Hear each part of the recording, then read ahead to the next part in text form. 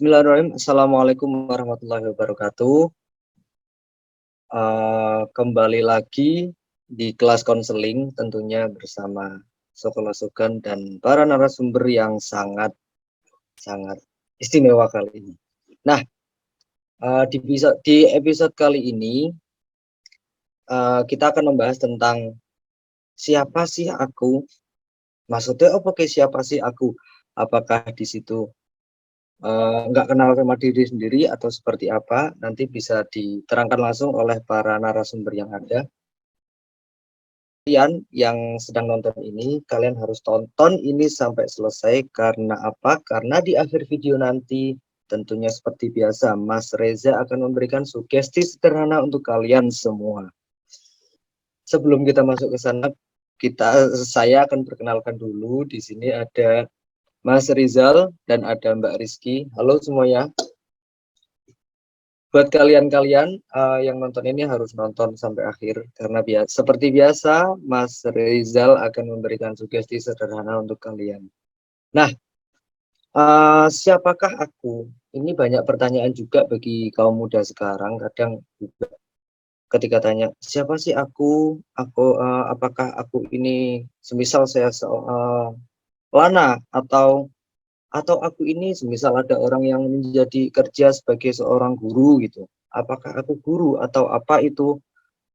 Atau sebenarnya aku kerja semisal di bidang A, tapi ternyata kok aku tuh nggak nyaman di sini. Apakah aku sebenarnya nggak di sini atau gimana? Nah, karena pertanyaan-pertanyaan itu orang-orang juga kadang kurang mengenali diri. Oh, sebenarnya aku ini ahli di bidang apa sih atau aku ini mau kemana sih sebenarnya gitu. Kadang kita nggak tahu mau kemana. Nah, di sini kita akan bahas dengan para narasumber yang ada. Yang pertama, dipersilakan untuk Mbak Rizky Sauma dulu untuk menerangkan sebenarnya siapa aku ini seperti apa sih Mbak. Monggo. Ya, makasih loh aku yang jadi yang pertama. Oke, siapa aku ya? Kedengeran nggak ya suaranya? Kedengeran nggak ya? Jadi siapa aku tuh biasanya itu terjadi di perkembangan remaja. Itu termasuk dalam krisis identitas. Dimana kalau perkembangan remaja itu kan termasuk dalam masa transisi dari remaja ke dewasa. Kayak dia memikirkan depannya mau jadi apa gitu kan. Kayak yang tadi Mas Damanain sebutkan. Kalau dalam pengertiannya, konsep ini tuh terdiri dari kayak penentuan tujuan, terus nilai dan keyakinan, dan ya biasanya itu terjadi pada remaja itu, memikirkan apa yang kedepannya akan dilakukan. Gitu. Itu dari saya sih. Oke. Jadi terima kasih Mbak Rizky sebelumnya. Jadi apa namanya tadi siapa aku biasanya ini di masa transisi dari remaja menuju ke dewasa berarti Mbak ya? Iya. Kalau orang dalam sering psikologi bilang itu, perkembangan sih. oke, berarti sering yang dibilang berarti jati diri gitu ya? Iya, pencarian jati diri. Oke, siap. Nah, kemudian kalau dari Mas Rizal sendiri, mungkin ada yang mau ditambahkan tentang siapa aku ini, monggo. Oke, terima kasih. Dalam pencarian jati diri ini, biasanya para psikolog atau terapis mementingkan ada dua hal yang dipentingkan di sini yang digarisbawahi. Ada bakat dan ada minat. Dari bakat minat itu ada tesnya juga dan ada wawancaranya juga kepada anak. Tidak lupa ini juga harus disokong, di background dan didampingi oleh orang tua, di mana bakat minat seorang anak akan diarahkan kemana, minatnya anak seperti apa, dan lain sebagainya. Seperti itu. Oke, berarti yang disampaikan sama Mas Rizal tadi, penggalian jati diri atau penemuan jati diri ini berdasarkan minat dan bakat yang mana itu ada tesnya gitu ya. Nah, sebelum masuk ke nanti bagaimana cara kita mengembangkan diri atau menggali jati diri itu seperti apa, sebenarnya ketika kita belum penemuan jati diri itu atau mengenali siapa diri kita itu penting nggak sih Mas sama Mbak, bahwa untuk kedepannya gitu loh. Kan kadang ada orang yang semisal ada si A gitu, sebenarnya dia itu nggak minat sama ini, masuk ke kuliah ya, nggak minat kuliah di jurusan ini atau di prodi ini gitu, tapi dari pihak orang tua itu pengennya ini, mungkin karena orang tua punya tujuan yang beda, atau semisal wong tua aku ke pingin kue ke urepe luwih penak daripada aku gitu, seringnya kan gitu. Padahal anaknya itu aku nggak, aduh aku ke nggak srek nek aku srek ning iki gitu, tapi ya gitulah akhirnya dia terpaksa masuk ke situ. Nah, sebenarnya kan itu bisa masuk ke proses pengenalan diri juga gitu Mas. Maksudnya apakah aku kalau di sini nanti akan baik-baik saja ke depannya, apakah tidak kan gitu. Nah, sebenarnya kalau dihadapkan dengan masalah yang seperti itu bagaimana gitu. Mungkin dari Mbak Rizky dulu apa Mas Rizal dulu?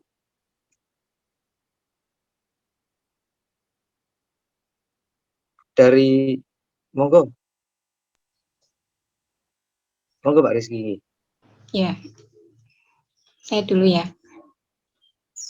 Jadi tadi kayak kuliah tapi nggak sesuai sama passionnya kayak gitu ya. Sesuai, soalnya itu pilihan dari orang tua. Kalau kata dosenku dulu, kalau udah terlanjur nyemplung, ya udah berenang kayak gitu loh. Ya, kalau misalkan nggak bisa berenang pun, kan masih ada yang menolong. Lah, yang menolong itu orang tuanya gitu loh. Soalnya itu kan udah pilihan dari orang tuanya. Kayak misal, kalaupun udah termasuk jurusan ke A, ya udah jalani aja gitu. Nggak mungkin udah masuk ke A, terus kayak pertengahan jalan, terus pindah ke B. Sebaiknya kalau misalkan udah ke A, ya jalani aja. Kayak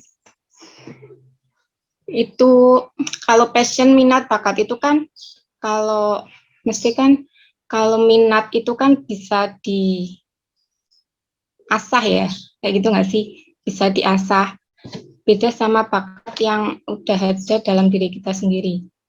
Lah kalaupun passion, kuliah itu kan bisa dipelajari dengan seiringnya perjalanan waktu, dari misal semester 1 sampai semester ke atas itu kan bisa dipelajari. Kayak ya kalau dalam suatu hubungan itu kan kayak Witing Tresno jalanan suka kulino itu kan, kalau udah kebiasaan ya udah gitu loh, dijalani aja. Itu kalau kata dosenku pas ya mempelajari tentang krisis identitas kayak itu aja sih dari saya. Sekian dan terima kasih. Oke, terima kasih Mbak Rizky. Berarti intinya kalau dari Mbak Rizky, kalau sudah masuk, ya wes lakoni apa seneng ngarep gitu. Toh suatu saat nanti juga kamu akan merasakan nyaman mungkin dari situ, kayak tadi Witing Tresno Jalaran Joko Kulino. Oke. Kalau dari Mas Rizal sendiri gimana Mas? Monggo. Oke. Minat bakat seseorang atau anak remaja dan lain sebagainya itu aslinya bisa diarahkan dari kecil. Simply, dasarnya gini, apa yang mereka sering lihat itu akan terekam, apa yang terekam itu ingin dilakukan. Yang jadi masalah ketika usia meranjak dewasa atau di remaja, itu pergaulan mereka di luar itu seperti apa. Nah, dari situ yang jadi catatan, orang tua di rumah harus seperti apa juga. Kadang anak SMP lihat bapak-bapak di warung perokok, atau lihat dewasa lainnya yang sedang ngerokok sambil mainan gitar dan lain sebagainya, mereka ingin melakukan itu. Mereka mikirnya, oh iki keren nih, kok iki lanang tenan gitu. Seperti itu. Karena apa yang dia lihat itu terekam, apa yang terekam itu ingin dilakukan. Beda sama orang yang hidup di lingkungan agamis. oh nek sore kok mesti podo nganggo peci, sarungan, podo mangat ngaji, nek ngaji berarti keren. Nah, aku akan melakukan itu nantinya seperti itu. Makanya ketika pergaulan di luar seperti apa dilihat, ini PR untuk orang tua. Di rumah pun harus seperti apa dicontohkannya. Untuk bisa terlihat keren oleh anaknya, biar terekamnya keren, dan nanti ingin dilakukan. Sedangkan bakat dan minat tadi itu sebenarnya bisa diarahkan dari awal. Ini anak, saya ingin cetak seperti apa ya? Dari dini, dari dia masih kecil, dari sebelum sekolah, usia preschool, dari ya itu semua bisa dilakukan dengan ya kita arahkan, kita bimbing. Ini anak nanti saya cetak untuk jadi apa? Walaupun semua tidak lepas dari takdir Allah ya, semua ada takdir Allah, tapi kita ada usaha juga. Yang intinya dasarnya tadi, apa yang dilihat itu akan terekam, apa yang terekam itu akan ingin dilakukan seperti itu. Ketika sudah terlanjur masuk di dunia kuliah dan orang tuanya sibuk masing-masing, dia cuma ingin anaknya lebih sukses dari saya, dan dia berpikiran ketika kamu masuk ke dokteran kamu akan lebih sukses dari saya, masuk aja dulu santai, bapak duit channel oke kok, orang dinkes ada, orang kemenkes ada dan lain sebagainya, nanti tak masuk ke bapak. Padahal si anak tidak suka di situ dan kuliahnya jadinya amburadul sampai semester panjang dan sebagainya, sampai mau DO dan sebagainya. Itu baru ada implementasi terhadap anaknya yang harus ada pendampingan khusus. Yang susah seperti ini, ketika dia kurang kasih sayang orang tua atau kurang dekat dengan orang tua, nanti ngomongnya susah. Ketika ngomongnya susah, akan terjadi kenakalan remaja, kenakalan dewasa mungkin malah jadinya. Nah, itu yang nantinya susah. Makanya bagi calon para orang tua atau orang tua awal yang anaknya masih kecil, boleh belajar dari sekarang. Biar boleh mengarahkan dengan baik, boleh. Ketika dari awal mengarahkannya lebih enak. Nanti kita akan didik karakter anak ini seperti apa. Apakah pemberontak, apakah seperti apa. Harus ada pendekatan yang spesifik, bagus, quality, yang mereka itu seperti teman kita. Jadi mereka pun ketika, Dik, nanti kamu mau kuliah apa? Dia bisa sharing sama kita. Bukan kita jadinya otoriter, kamu harus masuk ini dan sebagainya. Ketika tadi udah terlanjur masuk kuliah, ketika anaknya masih kooperatif, bisa diterapi ke tempat saya, biar dia tetap fokus dan semangat masuk di jurusan yang menurut dia kurang pas. Dan sugesti sederhananya tadi, wis nyemplung yo berenang sisan, nek ora udeng renang ana wong tua tenang, wong tua renangnya wis luwih lihai. Sugesti sederhananya itu. Tapi ketika memang tetap tidak bisa, silahkan datang ke tempat saya, konsultasi dulu boleh via chat WA di 0856 4722 9950. Terima kasih. Oke, terima kasih Mas Rizal. Berarti intinya kalau dari orang tua dulu, sebelum akhirnya nanti jadi mengenali anaknya dulu gitu ya, berarti ini mengenali anaknya dulu, dan sebisa mungkin orang tua ini menjadi role model dari anaknya gitu ya, jangan sampai anaknya ini malah nirune wong liya atau siapapun itu. Nah, kalaupun sudah akhirnya terlanjur masuk, ya udah dilakonin. Kalau semisal memang akhirnya kamu bingung dan segala macam, bisa langsung datang ke Mas Rizal atau konsultasi via chat gitu ya. Oke. Nah, dari situ, dari apa yang sudah disampaikan tadi, berarti kalau semisal nih Mas, dari kecil udah diarahkan sama orang tuanya ke sini dan anak akhirnya lurus gitu ya. Maksudnya nganut gitu. Nah, itu kalau dari pihak orang tua natake sing jelas gini gitu. Nah, tapi kadang ada anak yang semisal dari orang tuanya itu yo kayak bodoh amat, cuek atau bagaimana. Nah, terus di situ dia bingung, aku harap neng dia, apa aku harap turu wong tuaku, atau aku kesini, atau mau kemana gitu kan, nggak tahu mau kemana. Nah, kiat-kiat atau cara untuk menemukan itu tuh sebenarnya gimana Mas? Mesti adakah cara yang khusus ataukah sebenarnya yo lakoni bae apa sing ning ngarep gitu. Monggo kalau dari Mbak Rizky dari sisi psikologi sendiri ada enggak sih Mbak apa namanya cara-cara gitu maksudnya kalau aku pengen ngerti aku ke ternyata minatnya ning iki lho gitu. Itu ada nggak Mbak? Monggo. Kalau dari sisi psikologi ya, biasanya kalau di psikologi itu ada tes bakat minat. Jadi kalau misalkan memang udah bingung banget, ya dites bakat minat aja. Nanti kalau misalkan itu biasanya ada di, nggak di, biasanya ada di sekolah ada kok, kayak, apa itu namanya, penentuan karir apa ya namanya ya, ada di sekolah SMA, kayak dia itu mau menentukan jurusan kuliah yang mau kemana itu ada itu loh. Ada juga di apa ya BK itu kan biasanya ngadain kayak gitu, biasanya ada itu mendatangkan dari luar terus buat tes minat dan bakat itu kalau dari psikologinya. Kalau kiat dan itunya saya sendiri pun sampai sekarang juga bingung kedepannya mau apa gitu, walaupun udah lewat dari masa remaja. Itu aja ya. Oke, terima kasih. Ternyata Mbak Rizky sih bingung. Ya podo Mbak aku juga sih bingung. Aku Pak Neng di sih kijarnya Bi.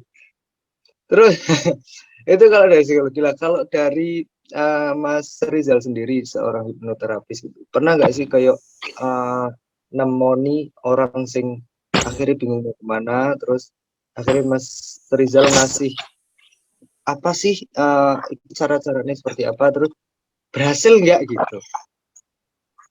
Oke, Monggo Mas. kasus bingung mau kuliah kemana, kayaknya saya belum pernah dapat pasien seperti itu ya. Tapi kalau orang bingung, saya sering dapat pasien seperti itu. Bingung maksudnya, aku piye yo, sampai dia ketakutan dengan kebingungannya dia sendiri. Jadinya cemas, ansietas dan lain sebagainya. Tapi kalau seumpama bingung mau kuliah kemana, ada tes bakat minat tadi. Saya juga pernah menyarankan beberapa sepupu saya ketika, Mas, aku cocoknya di mana ya? Loh, kamu sukanya apa? Terus kamu bisanya apa? Sukanya apa? Itu berarti kan minatnya apa? Terus bisanya apa? Berarti bakatnya apa? Seperti itu. Ketika kamu bisanya apa sesuai dengan apa sukamu, ya wis, jalani. Tapi aku pinginnya iki Mas, tapi aku ora udeng. Ya wis, coba jalani. Itu ada suatu kemauan dan ketika ada kemauan insya Allah akan dipelajari. Ketika ada kemauan dan dipelajari insya Allah bisa. Tenang aja gitu, paling kayak gitu. Oke, berarti intinya kalau semisal udah masuk ya wis lakoni apa bae sing ning ngarep gitu ya. Ojo ojo kang bingung wis ning ngarep langko kelor di tengah jalan. Ojo sampai itu juga temanku pernah ada yang cerita kayak gitu juga. Jadi aku menemukan akhirnya nyaman di sini di prodi ini ya ning semester akhir ning awal ke sebenarnya aku bingung gitu. Nah, berarti kan dari situ suatu saat kita bakal nyaman kok di tempat itu gitu kok. Entah kapan waktunya gitu. Kita percaya aja mungkin kayak gitu ya. Oke, berarti udah yang disampaikan sama nama Mbak Rizky dan Mbak Rizal tadi udah banyak banget dan intinya kita juga yo kalau semisal akhirnya bingung mentok uh, bisa konsultasi ke Mas Rizal gitu ya. Sebelum closing mungkin ada kalimat-kalimat pamungkas gitu di akhir video yang bisa intinya oh ya akhirnya bisa buat orang oh ya aku sadar aku gini wes aku mau gini wes gitu atau semisal ya wes sekarang aku wes mlebu ning kene ya wes tak lakoni gitu. Monggo dari Mbak Rizky dulu.